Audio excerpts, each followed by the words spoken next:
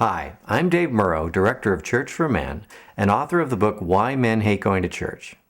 Ever since I wrote that book, I've been talking to men's ministry leaders around the world, and they've all got the same question.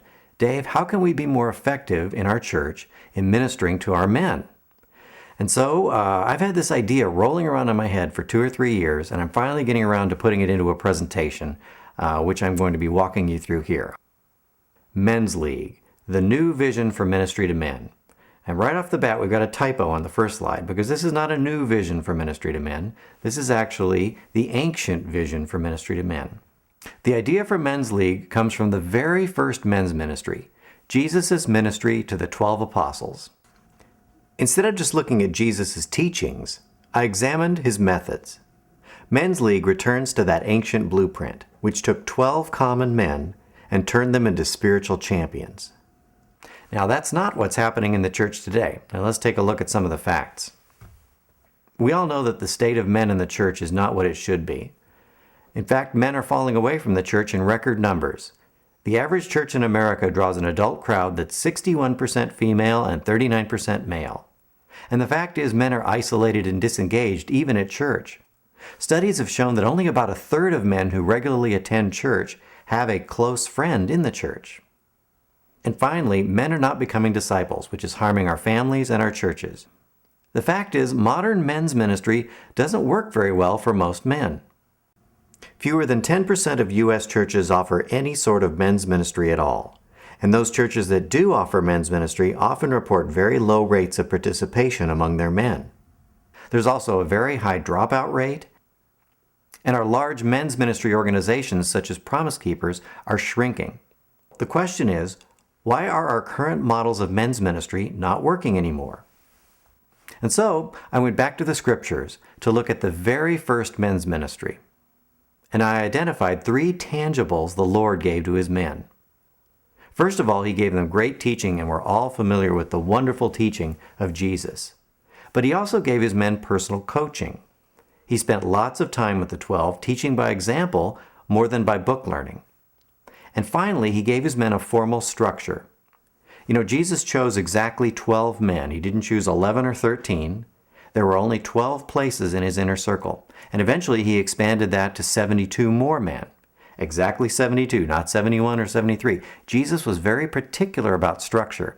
And we see that structure was so important that when we go to the Acts of the Apostles, what was the very first thing they did in Acts chapter 1?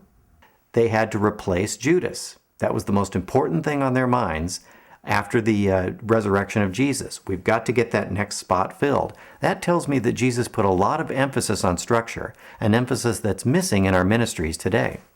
So now let's take a quick look and see how the church is doing regarding teaching men, coaching men, and giving men a formal structure. As far as teaching goes, I give the church an A+. Local churches offer preaching, teaching, Bible studies, blogs, podcasts, etc. You can go to the Christian bookstore where you can pick up books, CDs, DVDs. There are Christian radio and TV programs. Never has the gospel been so widely proclaimed as it is now. You have to give the church an A+ for teaching. Now, regarding personal coaching, I would have to give most churches a C-. Very few congregations offer men the kind of personal coaching that Jesus gave his men. Now, what does a coach do? You can see the photograph here of this coach working with one of his players.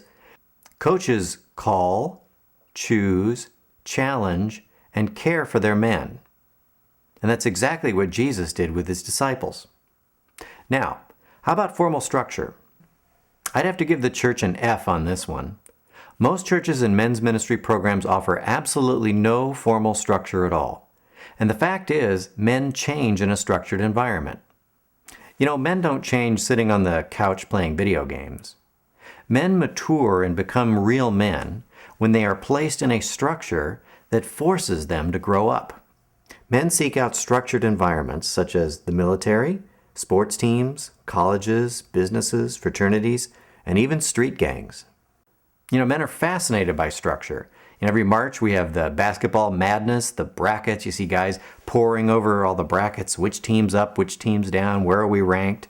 You have the chain of command type movies like one of my favorites, Crimson Tide. Who's in charge? Is it a mutiny? Which group of soldiers is in charge? Men are fascinated by structure and hierarchy. And finally, without structure, men disengage. If you don't give men structure, if you make everything flat and equal and egalitarian, men lose interest. So let's review. Jesus gave his men great teaching, personal coaching, and a formal structure. Men's League gives men the same three tangibles. Men's League is a disciple-making structure that delivers powerful teaching and personal coaching to a limited number of men. The foundation of Men's League is its structure. Once you have the structure in place, you build teaching and coaching on top of that structure. Now, the problem with most men's ministries is they are launched without an underlying structure. They offer teaching and maybe some coaching. Well, the problem is if you don't have structure to support those things, eventually the coaching goes up in flames and you just have teaching left. And after a while, so many men drop out, the teaching goes up in flames as well. Men's League is built on structure. So first, let's contrast the way we structure our men's ministries now versus the way Jesus structured his men's ministry.